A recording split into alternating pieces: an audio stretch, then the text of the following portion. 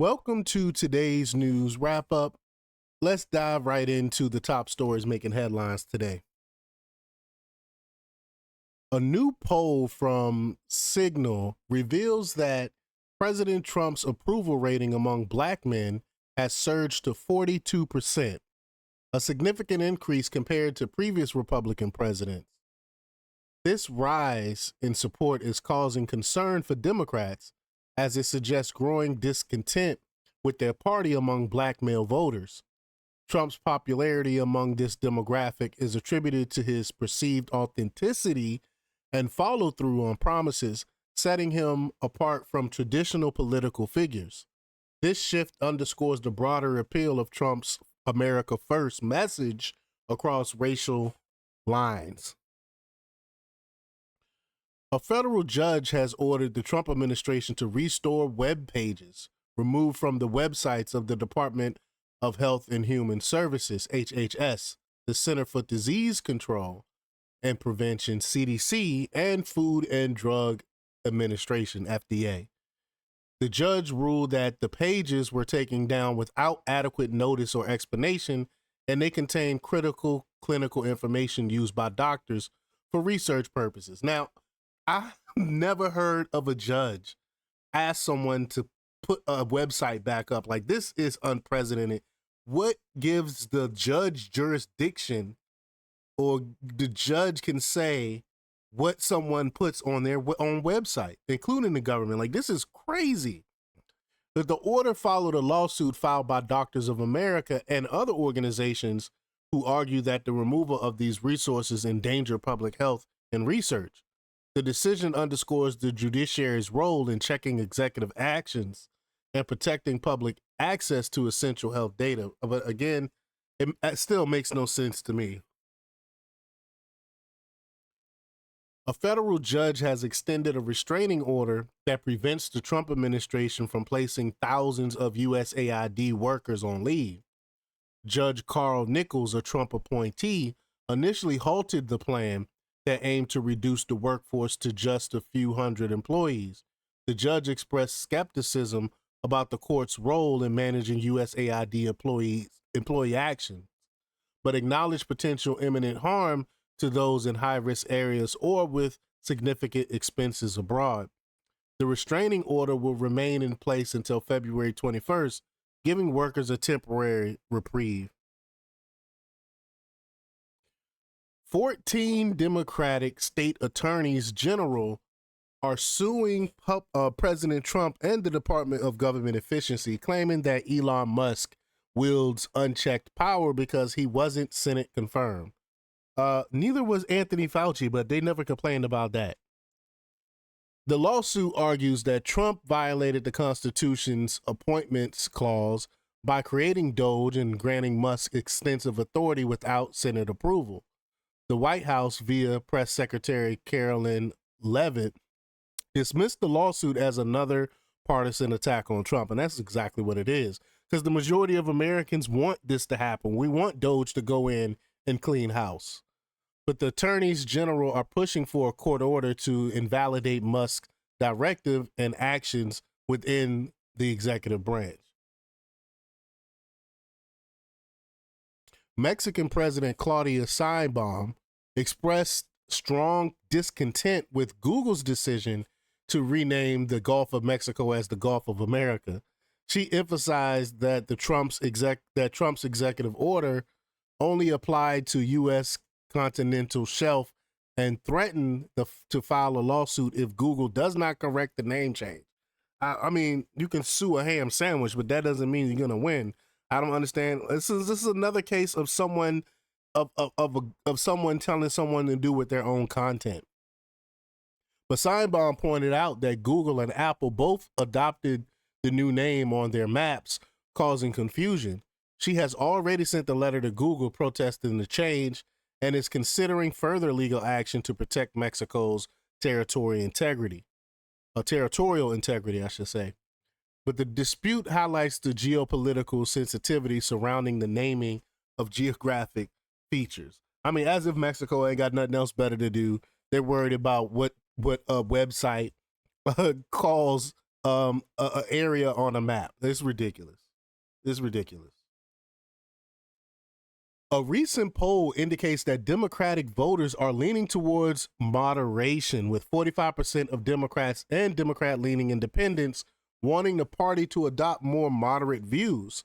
Despite this shift, many Democratic lawmakers continue to support left-wing policies, and they're doubling down on their stupidity. Y'all know what I keep calling this.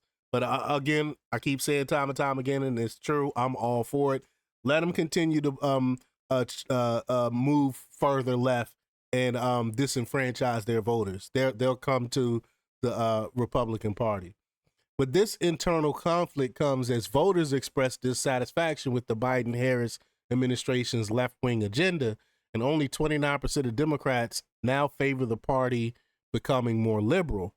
In response, some Democrats have used heated rhetoric advocating for aggressive resistance against the Trump administration's policies and appointments.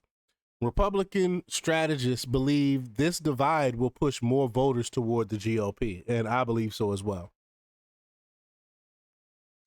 A top Biden administration official in the Department of Health and Human Services, or HHS, Robin Dunn Marcos, directed billions in migrant assistance grants to nonprofits she was previously affiliated with, such as the International Rescue Committee, or IRC, and Church World Service. Despite claims of recusal from matters involving these organizations, funding for IRC notably increased during her tenure. You can't make this stuff up. The Office of Refugee Resettlement, or ORR, distributed significant benefits to migrants, including savings plans. They get savings plans, loans, and housing support. Crazy, right? These are things that average Americans are not even afforded. But the Watchdog report suggests that these programs might attract more individuals seeking asylum. Of course, if you get free handouts, people are going to come and accept those free handouts, highlighting the surge in funding and migrant apprehensions at the southern border during the same period. Of course. I mean, again, people were coming for free handouts. Why wouldn't they come? I don't blame the people. I blame our government for setting up these policies. In-N-Out is relocating its West Coast headquarters back to Baldwin Park in Los Angeles County, closing its long-standing Irvine office by 2029. This move aligns with the company's plan to open a new 100,000 square foot Eastern Territory office near Nashville, Tennessee. The decision allows In-N-Out to centralize operations and prepare for expanding its restaurant presence in Tennessee. In-N-Out CEO Lindsay Snyder emphasized the importance of returning to the company's roots and consolidating the corporate team under one roof. The new Eastern office represents a significant $125.5 million investment in the region.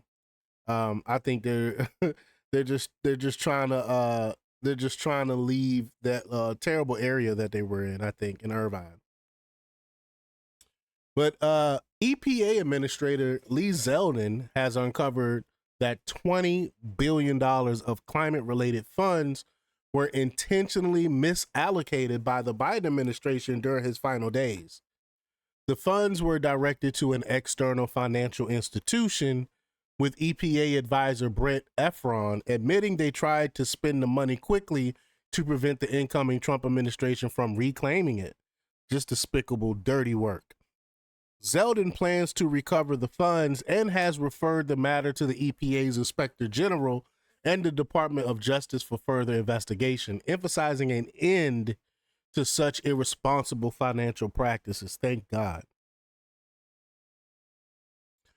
New York Governor Kathy Hochul responded defiantly to Attorney General Pam Bondi's charges related to New York's policies on illegal immigrants. Hochul defended the state's actions, highlighting its efforts to protect all New Yorkers and crack down on violent criminals. She criticized Bondi's lawsuit as smoke and mirrors and vowed not to allow federal agents or the Department of Government Efficiency unfettered access to personal data in the DMV system. Hochul's stance reflects the ongoing tension between state and federal authorities over immigration enforcement policies. But Kathy Hochul is very unpopular in New York right now. But she's another person that's doubling down on the idiocracy, putting illegal immigrants before American citizens. Kamala Harris is currently leading the polls as the Democratic frontrunner for the 2026 California gubernatorial race, with 57% support from voters according to recent Emerson College poll. I think a lot of it is just name notoriety. I can't talk today. Name notoriety is what I think is going on here. Because if she takes over California, if you think California is bad now, wow, wait till she becomes governor. But despite her lead, Harris has not confirmed her participation in the election. I think she's stepping back and waiting. She's playing the wait and see game. But other potential candidates include former Rep. Katie Porter with 9% support, ex-Speaker of the California State Assembly Antonio Villaraigosa, I'm going to try to say his name, Villaraigosa, and Lieutenant Governor Ilani Kunalaki. Wow, these people names, each with 4% support. An additional 17% of voters remain undecided. So, we're definitely going to keep our eye out on that. Elon Musk and the Department of Government Efficiency have launched an investigation into the Internal Revenue Service, IRS. Gavin Kleiger, a key staff member working with Musk, has started meeting with senior executives at the IRS to scrutinize the agency's operations. This action is part of President Trump's initiative to address alleged corruption and political prosecution within the IRS. Liberal figures, including Senator Ron Wyden, expressed strong opposition to DOJ's involvement, citing concerns over potential delays in tax refunds and the extensive access DOJ now has to taxpayer data. What Elon Musk want with your social security number? He's the richest person in the world. What did he want with your social security stuff? He don't want that stuff. And as far as tax refund delays, what does that have to do with an audit? Audit does not slow you down. You just give them the information they ask for and keep on moving. They just don't want transparency is what's going on here. We can really see how bad our government is mismanaging our funds. A Texas district attorney, Joe Gonzalez, is facing scrutiny about Brandon Paulos, a man with a lengthy criminal record, went on a shooting spree against San Antonio law enforcement while out on bail. I don't know why they keep these leftist cities and towns and counties be giving these criminals carte blanche. Well, Paulos had recently been arrested for assaulting elderly individuals and drunk driving, but was released on a $35,000 bond. He should have never got that bond. Texas Congressman Chip Roy questioned Gonzalez's decision to release Paulos, highlighting concerns over lenient bail policies and their impact on public safety. Gonzalez, who has received significant support from liberal billionaire George Soros, of course, he's funding most of these liberal activist prosecutors. But again, funded by George Soros, has been criticized for his approach to criminal justice. We need to get him out. Get him out of there. Just like they did with the George Soros Attorney General in Virginia, just like the George Soros Attorney General in Texas they got rid of. They need to do the same thing out there in San Antonio. Lastly, a federal judge blocked President Trump's executive orders that sought to limit gender-affirming care for minors. The judge ruled that the plaintiffs, a group of transgender teens and LGBTQ organizations, are likely to win their case, citing the orders as discriminatory and unconstitutional. Now, I got it. I didn't really respond, but there was a troll that messaged that put a message on one of my videos saying that this isn't happening. You know, kids aren't getting surgeries. They're not. This is a conspiracy theory that conservatives are making up. They're not chopping off uh, girls' breasts and cutting off little boys' genitals. That's not happening. So if that's not happening, talking to the person that wrote that, and the other left wing liberals that's saying this is not happening, if that's not happening, then why would a judge block this? why would they block that? But as a result, federal agencies are temporarily prohibited from withholding funding from healthcare facilities providing so-called gender-affirming care. The decisions highlight the ongoing liberal battles that Trump is having to fight against these leftists. But y'all let me know. But that's it for today's news wrap up. Stay tuned for more updates, and don't forget to like, comment, share, and subscribe for the latest in news. Again, let me know what y'all think about this. Until next time, peace.